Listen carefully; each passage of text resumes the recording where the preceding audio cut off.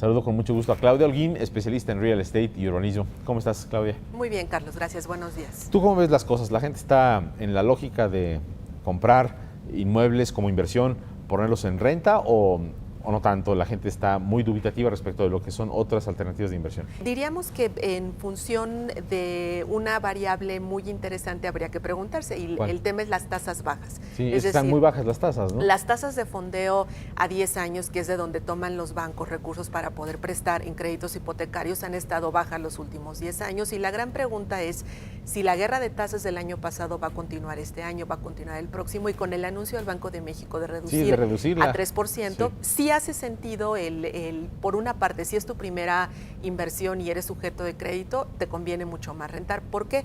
Porque hoy día, con estas tasas de 3%, tú realmente el valor de una renta en México, a diferencia de Estados Unidos, se establece en un valor entre el 6 y 7% del valor del inmueble. Al año. Al año. Sí. ¿Esto qué quiere decir? Que si comparamos con la mejor tasa, que hoy está en 8.5%, hay una variable de 2.5%, es decir, entre rentar y entre comprar un inmueble, pero con la diferencia que cuando tú rentas solo haces uso del inmueble, pero cuando compras haces uso del inmueble y además tienes una actividad. Sí, ahora, siempre hay que considerar para la gente que dice, esta es la opción, ¿no? Compro un inmueble, lo rento en lugar de meter el dinero en un fondo.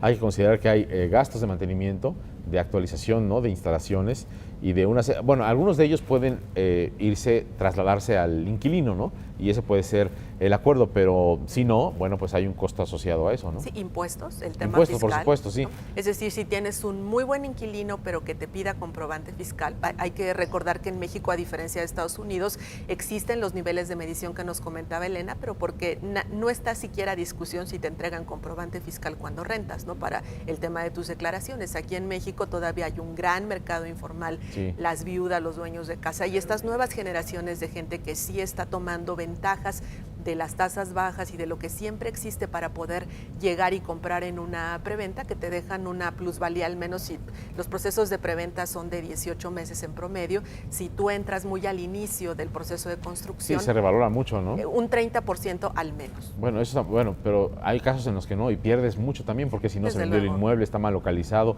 quedó mal configurado, peor te va, ¿no? Ahí hay un ABC que tienes que seguir, que es muy sencillo: ubicar primero el desarrollador, que te muestren licencias, que tengas tú la garantía de que es una empresa seria y que va a tener un proceso de seguimiento, y desde luego la regla básica de los bienes raíces, que es ubicación, ubicación. Hay riesgos, probablemente el más importante es si tu activo se vuelve algo que le pretendes estar exprimiendo, como un limón que ya está totalmente sin líquido, es decir, que no le diste mantenimiento a la propiedad. Muchas veces no se tienen al día los pagos de impuestos, me refiero al predial. O hay zonas que se van para abajo, ¿no? Sí. La clave es que en México no vemos el bien raíz como una inversión.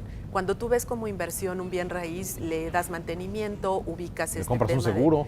Claro, un seguro, por ejemplo, que pasó en los sismos del 85, que hubo el deterioro de las colonias y de muchas otras zonas en la ciudad, donde esto provocó el que perdiera valor el inmueble. Y es que en México el bien raíz se ve como algo emocional y sentimental, no como una inversión. Exacto. Si tú comparas que en México, en promedio, el número de veces que una persona se cambia es una vez en su vida, contra 7 veces en Estados Unidos, te podrás dar cuenta esta gran diferencia. Sí, este vínculo emocional que se crea con los ladrillos. Claro. O, por ejemplo, esta otra cifra que es muy interesante, que en Estados Unidos el año pasado se transaccionaron en promedio casi cerca de 7 millones de viviendas, pero solo 20% fueron nuevas. Y en nuestro país todavía entramos a otro tema en el que la gente no tiene siquiera acceso a una primera vivienda, y cuando lo hace quiere una casa nueva.